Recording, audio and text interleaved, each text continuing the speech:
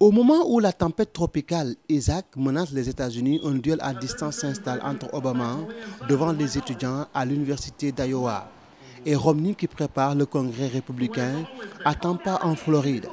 La communauté sénégalaise vivant aux États-Unis a le regard et la pensée tournée vers le Sénégal avec ces inondations qui ont causé des dégâts dans la capitale sénégalaise et dans la ville sainte de Touba.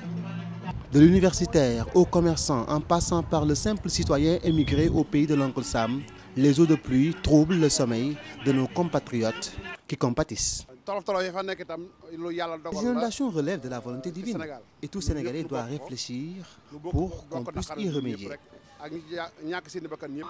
Tout comme Baïfal, rencontré à Harlem, qui vaque à ses occupations, mais ses pensées se tournent vers sa maison de Touba sinistrée. C'est la volonté de Dieu. Et quand il veut honorer un peuple, il va forcément créer les conditions de sa faisabilité. Nous compatissons à la douleur de nos concitoyens. Ma maison de Touba est inondée, mais je remets tout entre les mains du Tout-Puissant. Quant à Abdoulaye Thiam, il suit devant son téléviseur l'évolution de la tempête Isaac qui passe en boucle dans les chaînes américaines, tout en se rappelant de sa Pikine natale. Il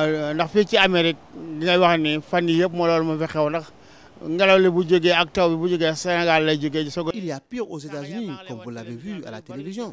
La tempête menace. Si je prends l'exemple de Pékin ou de Thiaroye au Sénégal, la situation est catastrophique, car toutes les zones jadis inondables sont habitées. Le gouvernement, tout comme les populations, ont leur part de responsabilité. Du côté de l'association des Sénégalais d'Amérique, ASA, l'heure est à la collecte des fonds. Le secrétaire permanent multiplie les appels téléphoniques pour sensibiliser la communauté sénégalaise vivant aux États-Unis. À tous les Sénégalais qui vivent ici aux États-Unis, au nom de l'association des Sénégalais d'Amérique, de faire part d'une campagne de solidarité que nous avons lancée depuis avant-hier par le biais du président Papa Seth Dramé, qui est le président de l'Association des Sénégalais d'Amérique en exercice. Donc nous avons lancé une campagne de collecte de fonds pour venir en aide aux sinistrés. Depuis avant-hier, donc le dimanche jusqu'à aujourd'hui, vous avez vu tout à l'heure des gens qui sont venus donner leur contribution financière. Ce que nous visons, c'est de participer de manière symbolique à ce que tout un chacun est en train de faire.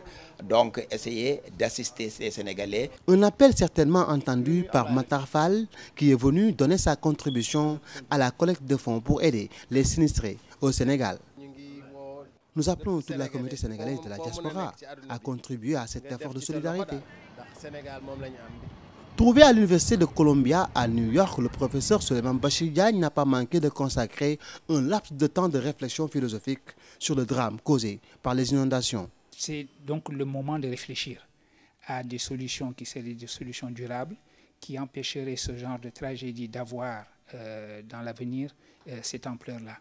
Il est évident que c'est la pression foncière sur une ville comme Dakar ou sur une localité comme Touba qui a fait que des habitations ont été construites là où probablement elles n'auraient pas dû être construites.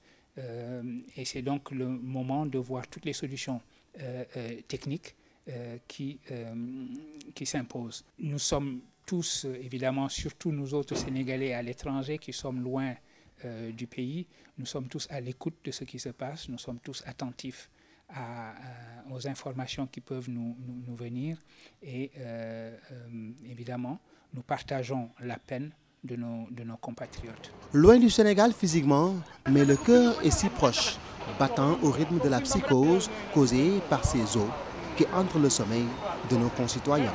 Au moment où le Sénégal lutte contre les inondations et leurs corollaires, les États-Unis ont peur de voir la tempête tropicale Isaac se transformer en ouragan plus dévastateur. Habib Mbaye, New York, pour la RTS.